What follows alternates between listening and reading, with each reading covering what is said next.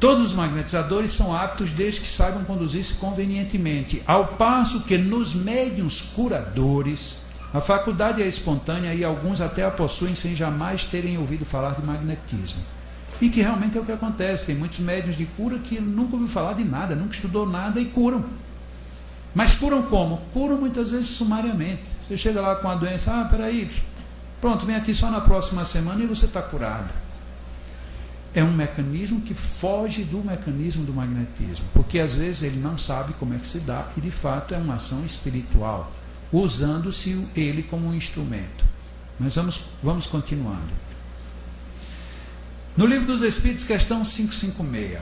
Algumas pessoas têm verdadeiramente o poder de curar pelo simples contato, ou seja, tem alguém com o poder de curar tocando.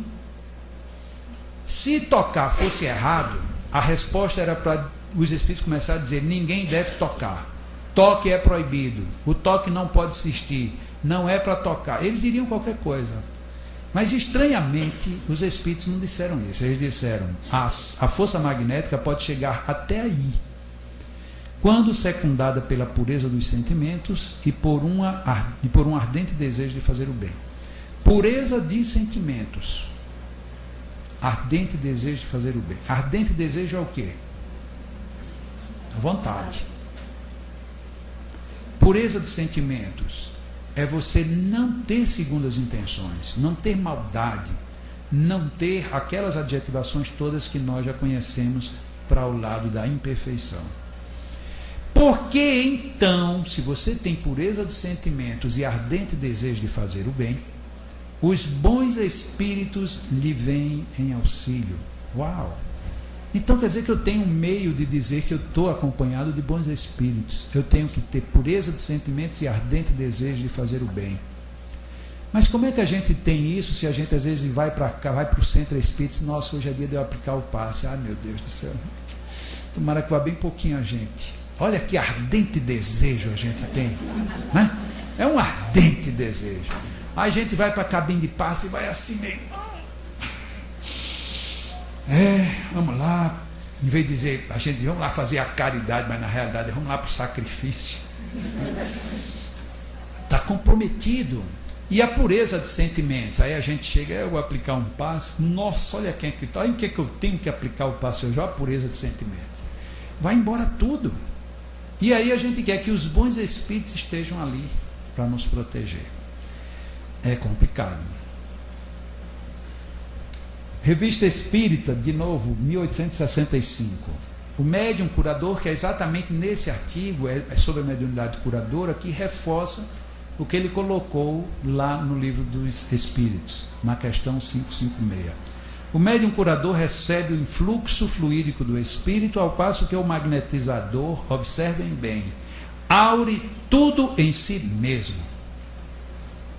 Mas os médiuns curadores, na estrita acepção da palavra, ou seja, aqueles cuja personalidade se apaga completamente diante da ação espiritual, são extremamente raros. E esse é o nosso problema. A não ser a mediunidade quando a gente sente a aproximação de Morfeu. Aqui tem bons médiuns morféticos. Tem pessoas aqui que já deixaram Morfeu incorporar faz tempo. E Morfeu é um espírito sorrateiro, ele vai chegando, e a gente vai fechando os olhos, e vai. Então aqui tem muitos médiuns de Morfeu.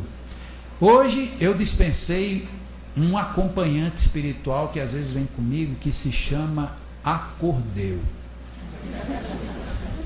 Esse Acordeu é um espírito batedor. Ele não chega calmo, ele só chega gritando ou batendo. Por exemplo, se ele chegasse aqui agora, como está todo mundo acordado, ele faria assim: ai, meu Deus! Aí, já pensou, você nos braços, meu filho, você escutar um grito desse é complicado. E o pior é que quando o Acordeu vem junto, aí logo em seguida vem o risadeu, que aí todo mundo ri. E quando nem o Acordeu funciona, pode ter certeza que perto de você tem um outro chamado Catuqueu. Esses espíritos serão evocados amanhã, principalmente depois do almoço. Hoje eu até que estou bonzinho, porque Morfeu já levou alguém aqui algumas vezes e eu deixei, mas amanhã vocês venham de olho aberto com esse Morfeu, porque Morfeu é complicado, e eu também sou. Agora, como eu sou um médium educado, muito bem educado, às vezes quando eu percebo que a Cordeu vem chegando, que quando ele chega ele me toma de vez, né? Então, quando eu vejo que ele vem, que aí eu digo, a pessoa está dormindo, eu não vou assustá-la. Mas para não assustá-la, aí eu me calo e aí fico olhando para a pessoa assim. Então, se você estiver nos braços Morfeu, notar que ficou um silêncio muito profundo, aí você disfarce e faça de conta que você estava analisando um problema, porque eu estarei olhando para você para não lhe assustar. Vamos em frente. Livro dos Médiuns, outra vez. Entretanto, isso aí Allan Kardec estava afirmando. O médium é um intermediário entre os espíritos e o homem. Ora, o magnetizador, aurindo em si mesmo a força de que se utiliza, não parece que seja intermediário de nenhuma potência estranha. Então Allan Kardec disse isso para eles. Bom, o que eu posso deduzir é que o magnetizador ele tira tudo dele. Se ele tira tudo dele, então ele não é médium. Ele é apenas ele. Ele colocou isso para os espíritos. E aí os espíritos deram o seguinte comentário. É um erro. O que é um erro? A força magnética reside, vírgula, sem dúvida, vírgula, no homem. Então, isto é fora de dúvida para os espíritos que responderam a Allan Kardec. A força magnética reside no homem, não é deles. Mas essa força é aumentada pela ação dos espíritos que ele chama. Não são os espíritos que vêm, os espíritos que ele chama em seu auxílio. Chamar é evocar. Vamos ver a continuação. Se magnetizas com o propósito de curar, por exemplo, então eu vou magnetizar para curar, e invocas ou evocas um bom espírito, olha como Allan Kardec era minucioso, ele deu tudo, não é nem ele, os espíritos deram os detalhes, que aí não foi Allan Kardec, foram os espíritos respondendo a Allan Kardec. Se você vai magnetizar com o propósito de curar, e você invoca ou evoca um bom espírito, mas o que é um bom espírito? É um espírito que se interessa por ti e pelo teu doente. Mas peraí, como é que o espírito vai se interessar? Por mim, tudo bem. Mas e o meu doente, que a cada vez é um doente diferente? Então a cada vez vai ser um espírito diferente? Não, é o mesmo espírito. Mas então como é que esse espírito ele se interessa por mim e pelo meu doente? Se ele tiver afinidade com o mecanismo que está sendo operado, no caso o mecanismo de cura. Então, por exemplo, eu vou chamar um grande contabilista, que era um homem espetacular quando encarnado, para me auxiliar num trabalho de cura, talvez não dê certo. Porque apesar dele ser um espírito bom, ele não é vinculado à cura. É a proposta dos espíritos, vejam bem. Então, se você invoca um espírito que se interessa por ti, pelo teu doente, ele, desculpem como eu vou ler isso agora, porque isso é extremamente importante a forma que eu vou ler. Esse espírito, ele aumenta a tua força. Ele aumenta a tua vontade. Ele dirige o teu fluido e lhe dá as qualidades. Ou seja, os espíritos podem, se você tiver força, vontade e fluidos, porque é aí onde eles atuam.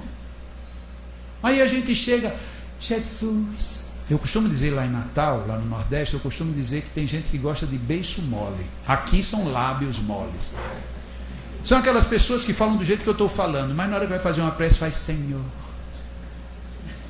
Abençoa-nos, Senhor. E aí amolece tudo de uma vez.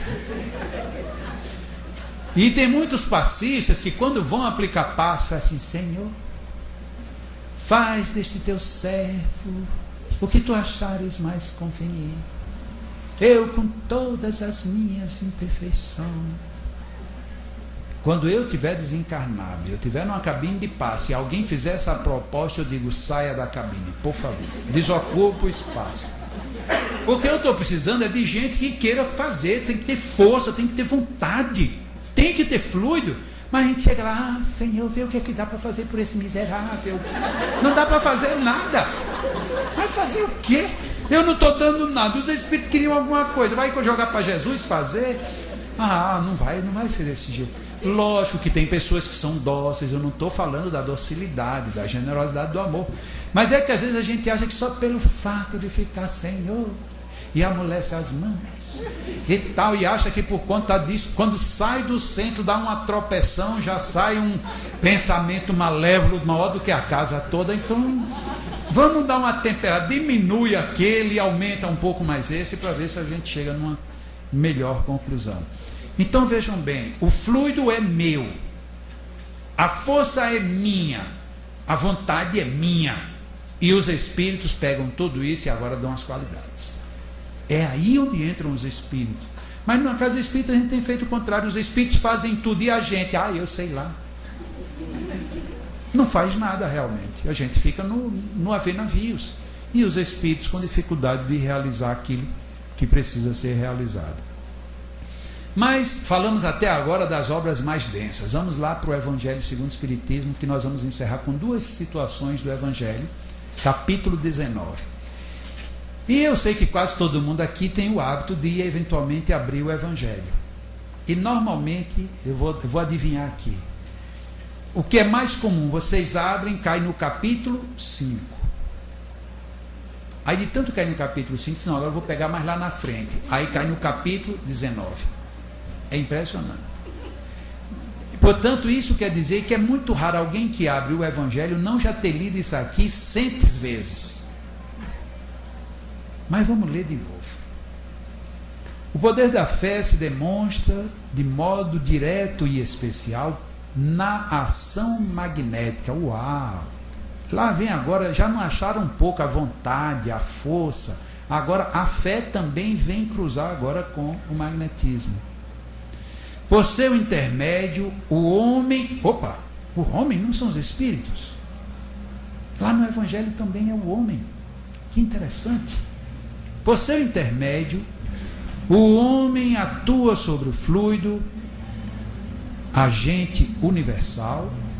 O homem modifica-lhe as qualidades.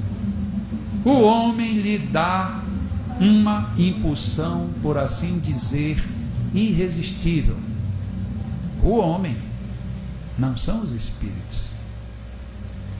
Daí decorre que aquele homem que a um grande poder fluídico normal junta ardente fé, pode, só pela força de sua vontade dirigida para o bem, operar esses singulares fenômenos de cura e outros. Nossa, o poder é nosso. O poder é do ser humano, é do homem. E a gente nem se deu conta. Isso está no Evangelho segundo o Espiritismo.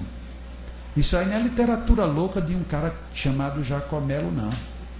E eu estou fazendo questão de colocar bem claro o texto, tradução do senhor Guilhom Ribeiro. É só vocês checarem, não tem uma vírgula fora do lugar.